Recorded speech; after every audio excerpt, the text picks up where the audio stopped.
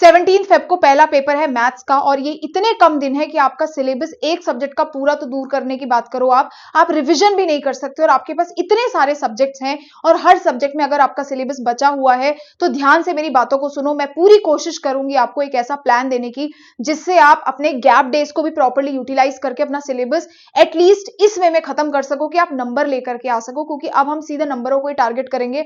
अगर आपको सच में लग रहा है बैठ के हर एक चैप्टर का हर एक कोना पढ़ लोगे तो बिल्कुल भी पॉसिबल नहीं है, और वो सबसे बड़ी बेवकूफी होगी। एक्सेप्टेंस बेटर ये है कि जो चीज आ रही है स्मार्टली उसको पढ़ें, उसको पेपर में उतना अच्छे से लिख करके आए। तो मेरी बातों को ध्यान से सुनेंगे। सबसे पहले ये 7 डेज का चार्ट देखो बच्चों। पहला पेपर आपका मैथ्स का है, फिर इंग्लिश का है, फिर साइंस का है, आईटी, संस्कृत हो गया, हिंदी हो गया, और मैथ आपका सोशल हो गया। अब यहाँ पे एक बात देखो, क्योंकि मैथ्स आपका पहला पेपर है तो हमारा मेजर फोकस प्रायोरिटी वाइज बता दूं कि सबसे ज्यादा प्रायोरिटी हमें मैथ्स को देनी है। हमें ये सब्जेक्ट अब सबसे ज्यादा पढ़ना है। सेकंड प्रायोरिटी हम साइंस को देंगे क्योंकि हमारे पास साइंस में बहुत ज्यादा छुट्टियां नहीं है, 3-4 छुट्टी है, तो हमें अगर पहले से भी पढ़ा नहीं है तो पढ़ना पड़ेगा। और इंग्लिश के लिए हमारे पास ठीक ठाक छुट्टियां हैं 3.5 दिन की, तो हमें यहाँ पे इंग्लिश और साइंस के बीच में, मतलब मैथ्स से साइंस के बीच में 7 दिन का टाइम है, तो उसमें हम इंग्लिश के साथ साथ साइंस भी पढ़ सकते हैं, है ना। और रही बात सोशल की, तो सोशल के लिए 4 दिन है और 7 मार्च को पेपर है, तो पहले हमें सब कुछ नहीं पढ़ना, कुछ कुछ चीजें जो है वो हमें एग्जाम होने से पहले ही कवर करनी है। तो अब मैं बताती हूँ तुम्हें बच्चों पढ़ना किस हिसाब से है। सबसे पहले देखते हैं बच्चों मैथ्स का पहला पेपर है। सबसे पहले याद रखेंगे इस चीज को कि हमें टारगेट करना है ऐसे सिलेबस पे जो बहुत ज्यादा इंपॉर्टेंट है, ज्यादा वेटेज रखता है, ज्यादा सवाल जहां से क्वेश्चन पेपर में बनेंगे। तो वो है आपके ये chapters, pair of linear equations in 2 variables, quadratic equation, trigonometry, triangle, circle, surface area, volume, statistics, probability. ये दोनों को कंबाइन अगर आप करते हैं तो 7 से 11 नंबर का पेपर बनता है, दोनों चैप्टर्स को कंबाइन करके। यहां पे क्यों लिखा? क्योंकि इंपॉर्टेंट है, इजी है, स्कोरिंग है, और नंबर आपके आसानी से आ सकते हैं। तो ये कुछ ऐसे चैप्टर्स हैं जो आपके लिए सबसे ज्यादा इंपॉर्टेंट है। यहां से बेटा एग्जैक्टली आपका 70% पेपर बनने वाला है। रही बात आपके 30% पेपर की, वो आपके इन पर्टिकुलर टॉपिक से बनेगा, real numbers, polynomials, AP, coordinate geometry, applications of trigonometry, area related to circle. तो ये आप बाद में चैप्टर्स करेंगे, पहले आपको ये सारे चैप्टर्स बेहतर तरीके से करने हैं। अब मेरी बात बेटा ध्यान से सुनो, कोई भी रेफरेंस बुक ये कर ले वो कर ले, सब साइड हटाओ। कोई भी चीज, कोई भी क्वेश्चन टाइप का क्वेश्चन अगर एनसीईआरटी में नहीं है, वो बोर्ड में नहीं आता। आपके प्री बोर्ड में आपने क्या पेपर देखा मुझे नहीं पता, कॉम्पिटेंसी बेस्ड क्वेश्चंस हो गए, केस बेस्ड क्वेश्चंस हो गए, भाई वो क्वेश्चंस भी आपके एनसीईआरटी पे बिल्कुल डिपेंडेंट होंगे।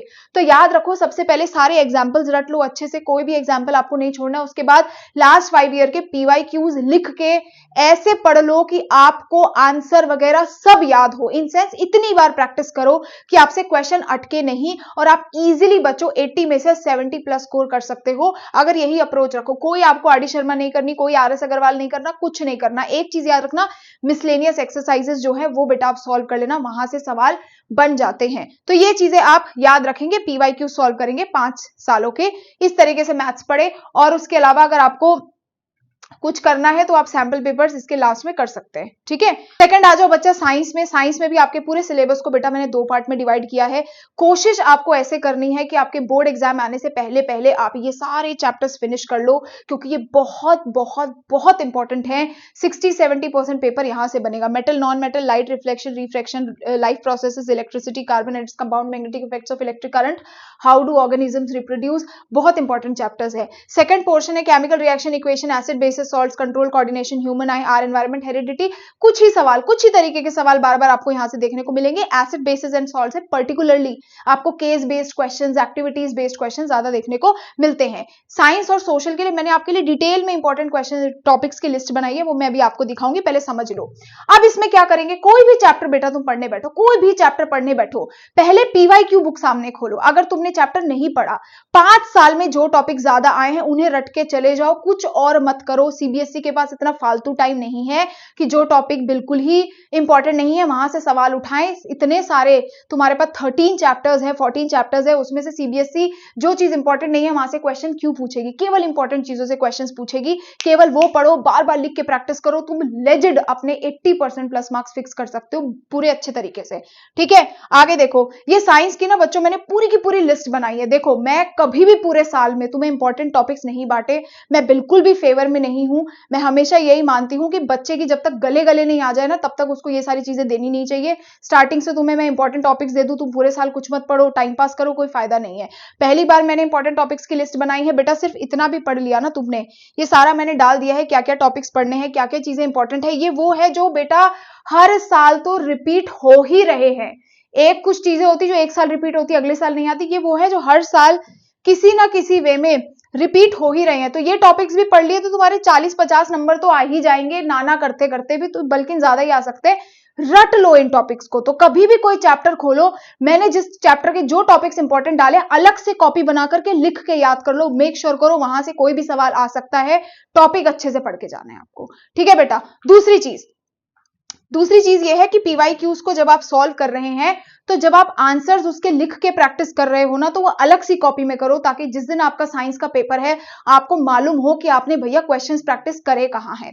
ये वाले जो चैप्टर्स हैं, पहले हम इसको पूरा करने की कोशिश करेंगे क्योंकि पेपर हमारा पास में है। बाई चांस अगर ये वाले चैप्टर्स आपके नहीं भी हो पाए, पहली बात तो कोशिश करो फिनिश करो, नहीं भी हो पाए तो ये छोटे चैप्टर्स हैं, आप बाद में भी जब आपको छुट्टियां मिले आप उसे सॉल्व कर सकते हो, बट ये चैप्टर्स नहीं होंगे, इनका वेटेज ज्यादा है, ठीक है। आगे देखते हैं सोशल साइंस। सोशल साइंस में एक चीज आपको समझनी पड़ेगी बेटा, सोशल साइंस में हिस्ट्री सबका सेम है, सबका वेटेज सेम है। 20-20 नंबर का पेपर आने वाला है। मैं कभी ये नहीं बोलती हिस्ट्री पढ़ लो, ये मत पढ़ो।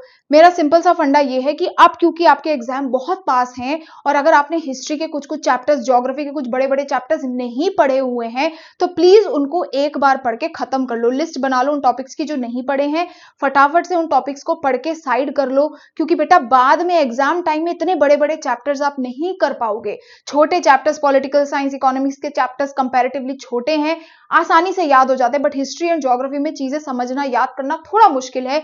तो इसे बेटा आप अभी पकड़ के सारा का सारा जो भी टॉपिक्स बच गए उसको आप यहाँ पे एक बार पढ़ करके खत्म करेंगे, ठीक है। और हिस्ट्री और ज्योग्राफी पे ज्यादा फोकस करेंगे। सिलेबस हो गया तो उसको रिवाइज करने पे आप ज्यादा ध्यान दो। पॉलिटिकल साइंस, इकोनॉमिक्स को भी आपको पढ़ना है, पर major priority history and geography में, क्योंकि यहाँ के चैप्टर्स लास्ट में आप नहीं कर सकते। इसके भी अगर मैं बात करूं, मैंने यहाँ पे सोशल साइंस के कुछ इंपॉर्टेंट टॉपिक्स डाले हुए हैं, ये देखो। नेशनलिज्म इन इंडिया में भी मैंने स्पेसिफिकली डाला है कि कौन से टॉपिक से सवाल बन रहे हैं। Non cooperation movement, civil disobedience movement, Simon commission का रोल क्या है, मैप वर्क की कौन सी सबसे इंपॉर्टेंट लोकेशंस है, सारी लोकेशंस मैंने यहाँ पे डाल दी है। Rise of nationalism in Europe में से तो पहली बात इन तीनों में से कोई सवाल आपके बोर्ड एग्जाम में इस साल भी आने वाला है। Unification of Germany, Napoleonic code, Balkan conflict. Political science में कौन कौन से चैप्टर से क्या क्या पढ़ना है, फेडरलिज्म से मैंने बता दिया, ये 2 टॉपिक इंपॉर्टेंट है। पॉलिटिकल पार्टी से ये 3 चीजें इंपॉर्टेंट है। ज्योग्राफी में रिसोर्स एंड डेवलपमेंट से क्या इंपॉर्टेंट है, एग्रीकल्चर, मैन्युफैक्चरिंग, क्योंकि बहुत ज्यादा बड़ा है सोशल साइंस, तो पूरी कोशिश मैंने करी है वो टॉपिक्स देने की जहां से चांसेस बहुत ज्यादा हैं सवाल बनने के। तो पढ़ो चैप्टर पूरा, लेकिन मेक श्योर करो जो चीज बहुत इंपॉर्टेंट है उसे अच्छे से रट लो, क्योंकि थ्योरी सब्जेक्ट है, सवाल बनेगा तो आप एटलीस्ट आंसर अच्छे से लिख पाओगे, ठीक है। मैप वर्क में भी मैंने डैम्स वगैरह डाल दिए हैं, ये आप अच्छे से बेटा सारा का सारा पढ़ लेना। इससे ज्यादा देखो आपको कुछ करने की जरूरत नहीं है। सीधी सी बात है बेटा, एक बात समझनी पड़ेगी, जब हमारे बोर्ड एग्जाम बिल्कुल पास में होते हैं ना, तो समझदार वो आदमी नहीं होता जो सोच के बैठे कि मैं 7 दिन में सब कुछ सिलेबस करूंगा, ये करूंगा। इससे कुछ नहीं है। You are just wasting your time. Be practical, एक प्रैक्टिकल अप्रोच रखो, स्मार्ट वर्क करो। जब आप हार्ड वर्क नहीं कर सकते तो आप स्मार्ट वर्क करते हैं, तो आप स्मार्ट वर्क करेंगे। लिस्ट आपको दे दी है, इन टॉपिक्स को पढ़िए, इनके ऊपर डिपेंडेंट मत हो जाइए। हैंडीकैप नहीं होना है कि बस यही है तो यही पढ़ के चलेगा, ऐसा बेवकूफ मत बनो। खुद से एनालिसिस करो, 5 साल के पेपर निकालो, पढ़ाई करो, तुम्हें बहुत मदद मिलेगी। लास्ट मिनट में कुछ भी चीज एक्स्ट्रा करने की कोई जरूरत नहीं है। जो रिसोर्स अवेलेबल है उसको मैक्सिमम यूटिलाइज करो। सुबह उठो, एक प्रोडक्टिव टाइम रखो, एक दिन भी वेस्ट नहीं कर सकते। घड़ी देखना बंद कर दो कि मैं आज इतने घंटे पढ़ूंगा, कल इतने घंटे पढ़ूंगा। जब टाइम मिलता है तब चैप्टर खोलो, पढ़ना शुरू करो, और जितना पढ़ रहे हो उसको उसी टाइम पे अगले दिन, उसके अगले दिन रिवीजन करो, नहीं तो वो भी भूल जाओगे, ठीक है। तो ये चीजें बेटा आपको याद रखनी है। एंड आई होप आपको ये वीडियो पसंद आया होगा। जो ये टॉपिक्स हैं सारे के सारे मैं मेरे टेलीग्राम पे डाल दूंगी, तो नीचे से जाकर के आप टेलीग्राम ज्वाइन कर सकते हैं। ऑल द बेस्ट बच्चों, हो जाएगा। Thank you so much, bye bye.